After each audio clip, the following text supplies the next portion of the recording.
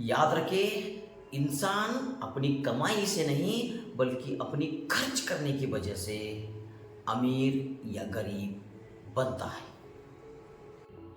नमस्कार दोस्तों।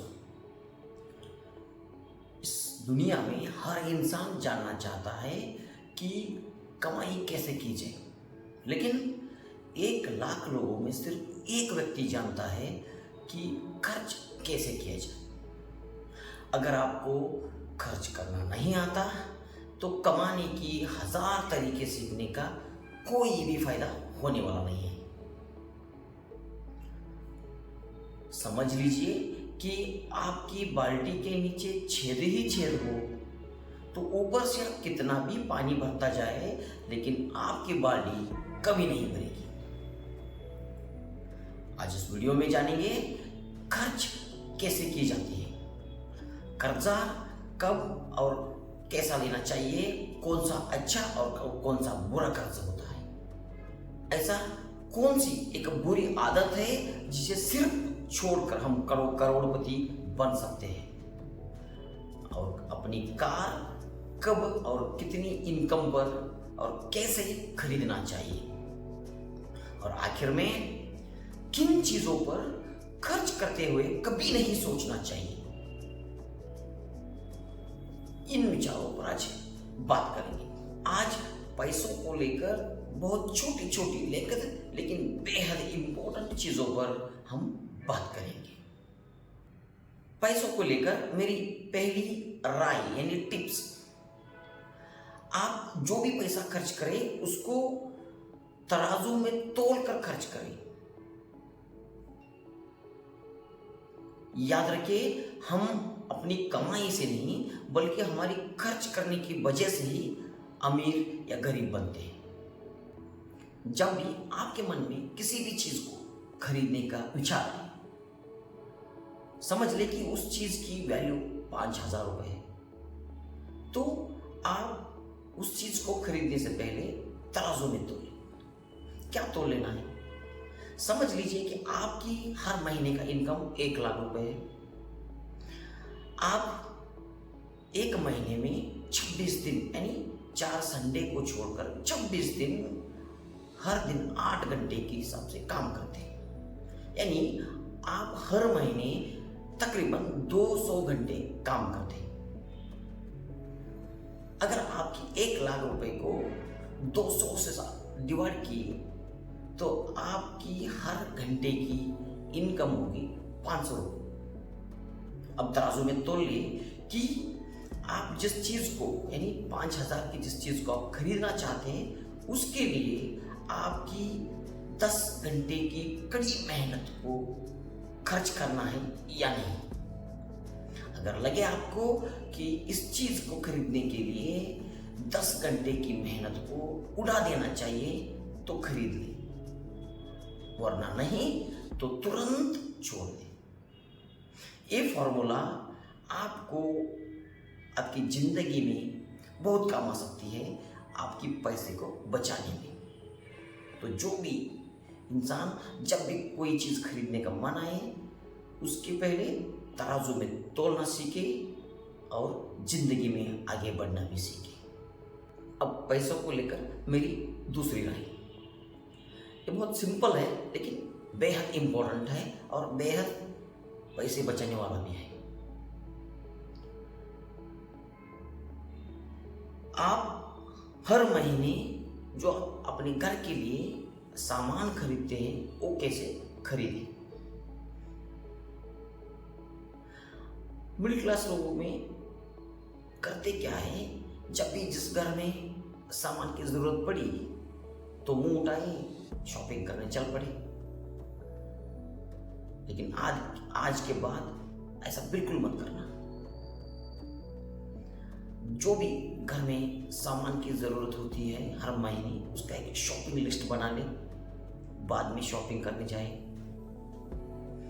तो इससे एक फायदा होता है कि जो आप लिख कर घर से लिख कर ले जाएंगे ना, वही चीज आप खरीद कर लेकर आएंगे। नहीं तो मुंह उठाकर चले गए खरीदने तो आप अनचाहे अनवांटेड सामान या फालतू फंड के सामान घर ले आएंगे, जिससे आपकी खर्चा भी बढ़ जाती है। आज के बाद ये कभी मत कीजिएगा। आप जब भी शॉपिंग करने चले तो शॉपिंग लिस्ट लेकर ही जाए, वरना शॉपिंग न करें। और हो सके तो आप शॉपिंग करने के लिए यानी सामान लाने के लिए अकेले जाए, किसी के साथ मत जाए। क्योंकि जब भी आपके साथ कोई होता है या कुछ लोग रहते हैं तो उन लोगों की बात मानकर आप ये जो आपके घर में ज़रूरत नहीं होती उन सारी चीज़ों को भी आप बिना फालतू उठा ले आते हैं, जिससे आपकी खर्च भी बढ़ जाता है। ये भी मत कीजिएगा। और हो सके तो भूखा पेट शॉपिंग कभी मत जाइएगा, क्योंकि वहाँ पर जो खाने की चीज़ें होती हैं उस पर आपकी नज़र पड़ेगी तो आप उसको भी ले सकते हैं, उससे आपकी खर्चा भी बढ़ सकता है। इसीलिए खाली पेट कभी मत जाइएगा। हो सके तो शॉपिंग 1 से 5 तारीख नहीं बल्कि 25 से 30 तारीख के अंदर करें, क्योंकि जब पैसा ही कम हो तो आप कम ही खरीदेंगे और इससे पैसे भी बचेगा। क्योंकि 1 से 5 तारीख के अंदर पैसे खुद जेब से बाहर उछल उछल कर पड़ती रहेगी। जब वहां पर आप कम पैसे लेकर जाएंगे तो कम ही खरीदेंगे। और हो सके तो जब भी आप शॉपिंग जाते हैं टाइम फिक्स करके जाइए। मैं इतना सामान 1 घंटे में लेकर आऊंगा, क्योंकि अगर समय कम रहा तो आप कम चीज़ ही खरीदेंगे और जितना आप लिख कर गए होंगे उतना ही खरीदेंगे, फालतू चीज़ें नहीं खरीदेंगे। जिस चीज़ के ऊपर आपकी नज़र नहीं पड़ती है वो आप कभी नहीं खरीदेंगे। जो लिस्ट में है अगर वही ढूंढ कर लाएंगे तो दूसरी चीज़ों पर आपकी नज़र नहीं जा सकती। अगर शॉपिंग करने इन रूल्स को फॉलो करते जाएंगे तो आप फालतू फंड के चीज़ लाने से बच जाएंगे, आपके पैसा भी बच जाता है। दोस्तों, आपके पास 100 रुपये हो या 1 करोड़, अगर आपको खर्च करना नहीं आता, आप खर्च करने के तरीके नहीं जानते, तो आप बहुत जल्दी ही दिवाली हो सकते हैं। आज भी इस दुनिया में ऐसे बहुत सारे लोग हैं जो खुद का हवाई जहाज खरीद सकते हैं, फिर भी वो आज इकोनॉमिक क्लास में सफर करते हैं। बस इतना याद रखना कि इन 3 चीज़ों पर खर्च करते हुए कभी मत सोचना। पहला हेल्थ, दूसरा एजुकेशन और तीसरा फूड। जो इंसान इन 3 चीज़ों पर खर्च करने के लिए इधर उधर करता है, कंजूसी करता है, तो फ्यूचर में बहुत बड़ा नुकसान उठाता है। अगर आप पैसा बचाने के चक्कर में या सस्ते के चक्कर में हल्का सा खाना खाएंगे या बिना खाए रह जाएंगे या भूखा पेट रहेंगे तो आप बीमार पड़ सकते हैं और हॉस्पिटल एक बार में ही आपका सारा इनकम उड़ा ले जा सकता है। और एजुकेशन में अगर कंजूसी करेंगे तो आप जिंदगी भर अज्ञानी रह जाएंगे। इसलिए एजुकेशन में कभी कंजूसी मत करना इन्वेस्टमेंट करने के लिए, क्योंकि वो मैक्सिमम रिटर्न देने वाला इन्वेस्टमेंट। और आखिरी में सस्ते के चक्कर में या सेल के चक्कर में फालतू चीज़ों को कभी मत खरीदिए, क्योंकि ये बचत नहीं बल्कि फिजूल खर्चे हैं। फिजूल खर्चा कर जाते हैं अपने पैसे को आप। इसीलिए सस्ते या सेल के चक्कर में कभी मत पड़िएगा। ये आपका पैसा बचाने का तरीका नहीं बल्कि डबल कॉस्ट खर्च करने का तरीका है। अब पैसों को लेकर मेरी तीसरी राय, आपको लीगल तरीके से अपने टैक्स बचाने की रास्ते खोजने होंगे। इसमें आपका सीए आपको मदद कर सकता है। अब माने या ना माने, टैक्स हमारी जिंदगी का एक सबसे बड़ा खर्च है जिसे हमें देना ही देना होगा। आप अपने सीए से पूछें कि क्या लीगल तरीके से हम टैक्स सेव कर सकते हैं। ये टैक्स प्लानिंग होता है और खुद गवर्नमेंट भी हमें इसकी अनुमति देती है। इसमें सबसे आसान तरीका होता है इंश्योरेंस। अगर आप इंश्योरेंस कर लेते हैं, अच्छा सा इंश्योरेंस आप कर लेते हैं, तो इससे आपको टैक्स बेनिफिट मिलेगी अंडर सेक्शन 80C के तहत। और मेरी पर्सनल राय है, आप जब भी इंश्योरेंस करें तो टर्म प्लान ही करें।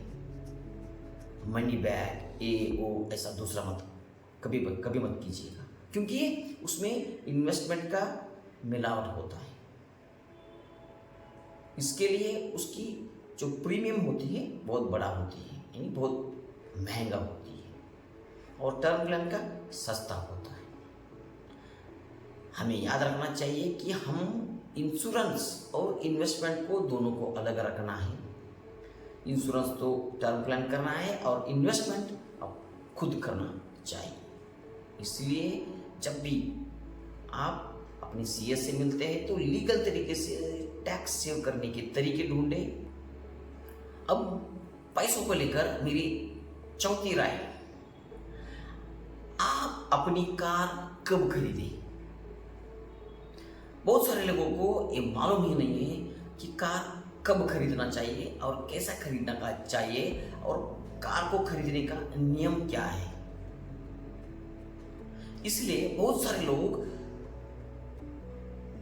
दूसरों को देखकर कार खरीदकर दिवालिया हो चुके हैं और कर्ज में डूब भी चुके हैं। इसलिए कार खरीदने का जो सही नियम क्या है, जिस नियम से हम कार खरीदेंगे तो कर्ज की तकलीफ नहीं उठानी पड़ेगी या पैसे की दिक्कत नहीं आएगी, ये सोचना है। यही मेरा चौथी राय भी है। कार खरीदने का एक नियम आपको मैं आज समझा देता हूँ। 25:5:15, 25:5:15। ये फॉर्मूला आपको बहुत काम आ सकता है।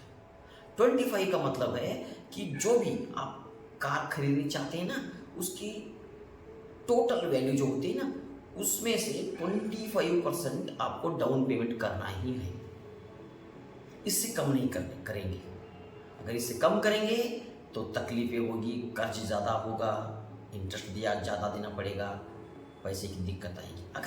इससे अगर ज़्यादा रहे 30-35% अगर आप डाउन पेमेंट करते हैं तो बेहतर है, क्योंकि कर्ज कम होगा, इंटरेस्ट कम देना पड़ेगा, पैसे की दिक्कत भी नहीं आएगी।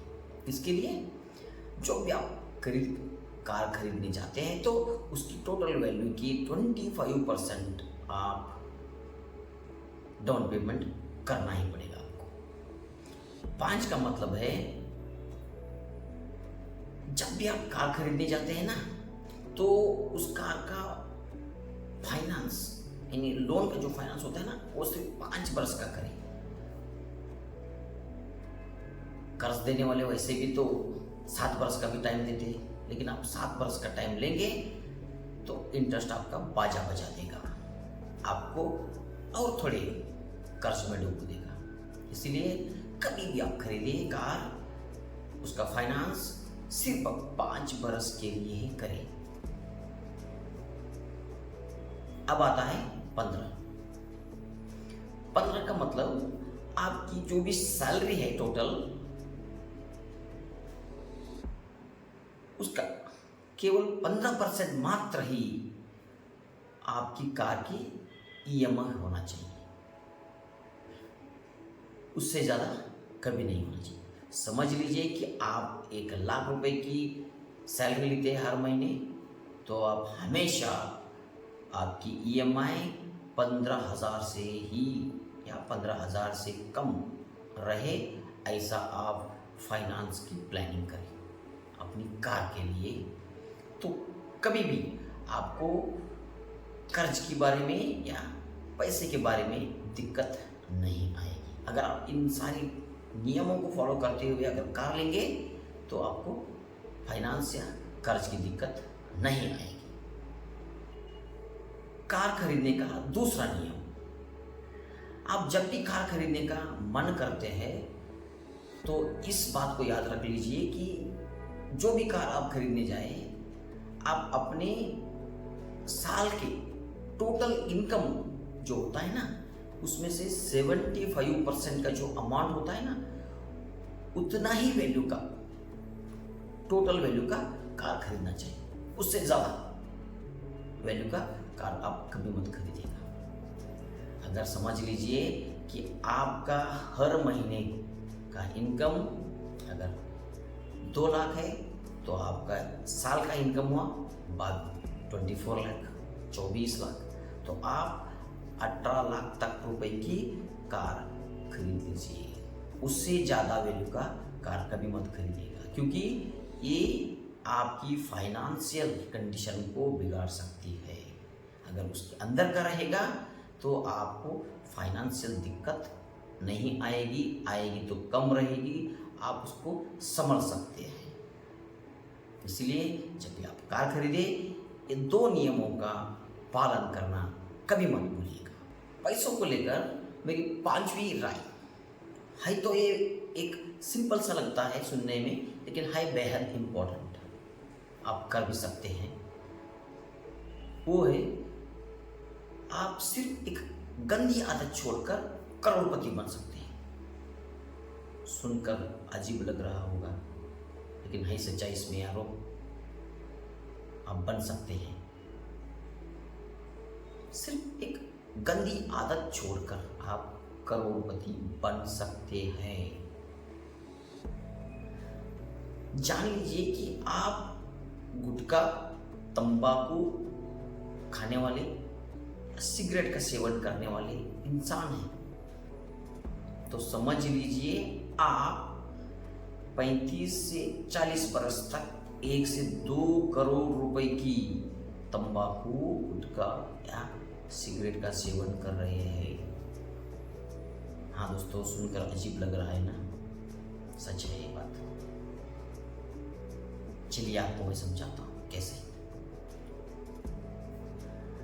समझ लीजिए कि आप हर दिन एक 100 रुपए का, 100 रुपीज का तंबाकू, गुटखा या सिगरेट का सेवन करते हैं, तो आप साल भर तकरीबन 40,000 रुपए का ये तंबाकू, गुटखा या सिगरेट का सेवन करते हैं।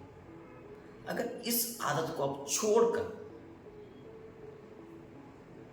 इस 40,000 रुपए को आप अच्छी तरीके से, समझदारी से अगर इन्वेस्टमेंट करेंगे, वो भी हर साल 10% की कंपाउंडिंग की ग्रोथ के साथ अगर इन्वेस्ट करते जाएंगे, तो 40 साल यानी 40 ईयर, नहीं तो उससे भी पहले 35 साल यानी 35 ईयर में आप करोड़पति रहेंगे।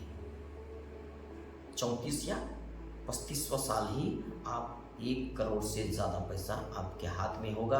अगर आप 5-6 साल और रुकेंगे तो 2 करोड़ से ज़्यादा आपके पास पैसे आपके हाथ में होगा। एक ऐसे एक एक्सेल शीट में आपको समझाता हूँ। ये रही एक एक्सेल शीट स्क्रीन के ऊपर। अब जो आपके सामने जो एक शीट है उसमें लिखा है, देखिए, अब पहली साल जब 40,000 रुपए जो आप एक गंदी आदत छोड़कर इन्वेस्ट किए हैं, उसको अगर 1 साल में 10% की इंटरेस्ट मिली तो वो हो जाएगा 44,000 पहले ईयर में, यानी ईयर के एंड में। अब जब दूसरे साल भी आप उस गंदी आदत को छोड़ेंगे, उस पैसे को इन्वेस्ट करेंगे, तो दोनों मिलकर 44,000 और 40,000 84,000 हो जाएगा।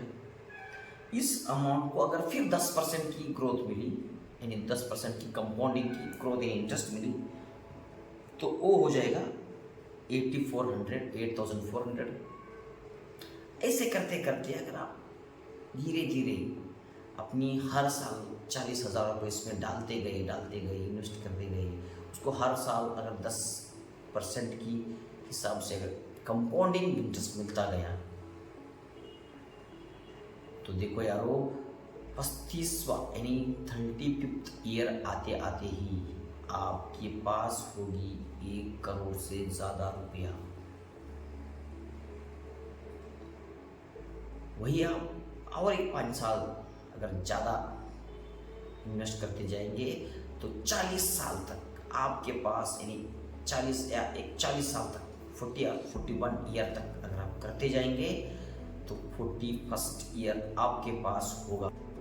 जी हाँ, बिल्कुल सही देखा आपने, सही सुना भी आपने।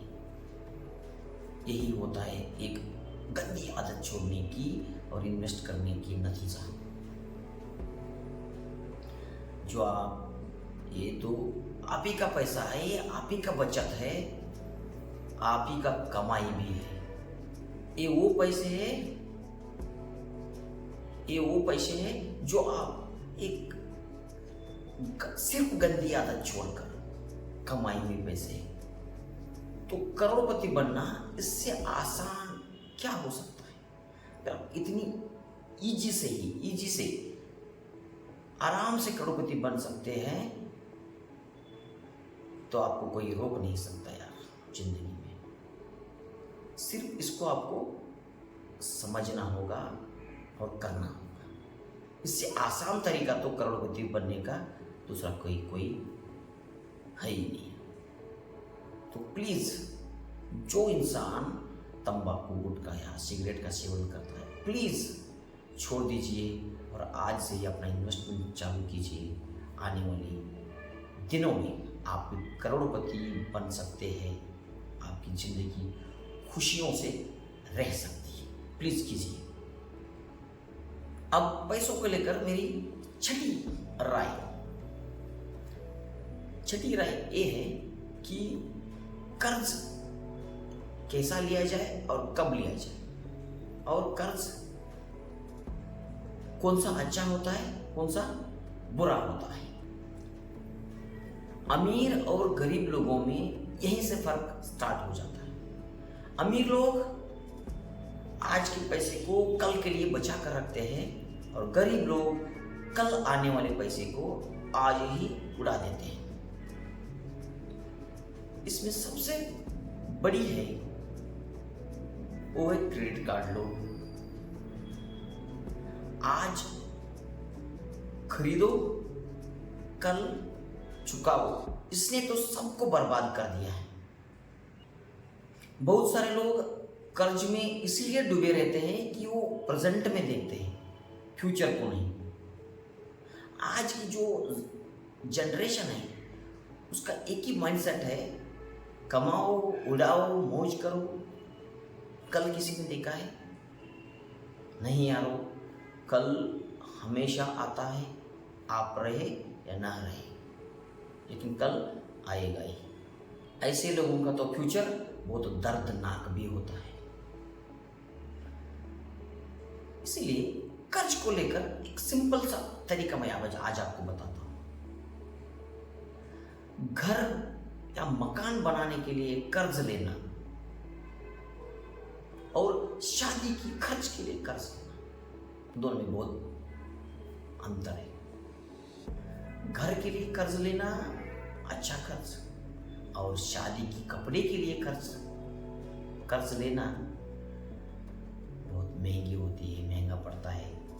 कर्ज आपको डूब भी देता है। समझ लीजिए कि आप 10 लाख रुपए की कर्ज लेते हैं और उसमें एक 4 या 5 रूम का मकान बना देते हैं और उसको आप रेंट पे देते हैं और आपको उससे हर महीने 15,000 रुपए रेंट मिलता है। तो समझ लीजिए कि 10 लाख रुपए की जो इंटरेस्ट होती है हर साल, वो 7 से 8% तो रहता है। अगर 8 रहेगा तो 80,000 हो जाएगा, 80,000 हो जाएगा।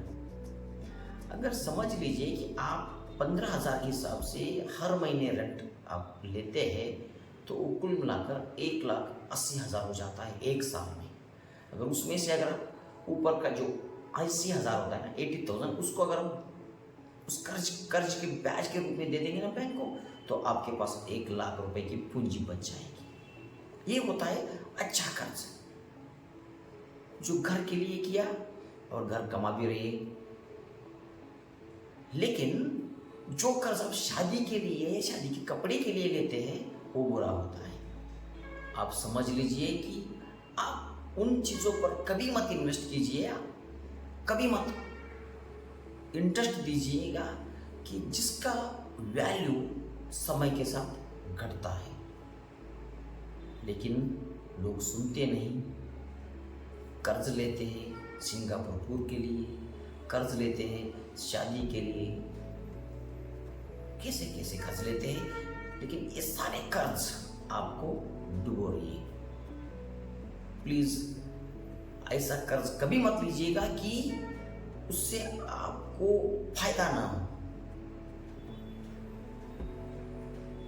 मकान बनाने के लिए कर्ज लीजिए, चुकाइए, लेकिन टूर के लिए, एंटरटेनमेंट के लिए, घूमने के लिए, शादी के लिए ऐसा कर्ज कभी मत लीजिएगा। ये आपको एक ना एक दिन डुबो ही देगा, इसमें कोई डाउट नहीं।